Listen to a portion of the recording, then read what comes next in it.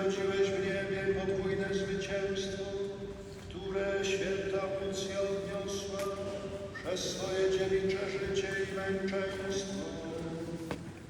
Sprawa, byśmy umocnieni Najświętszym sakramentem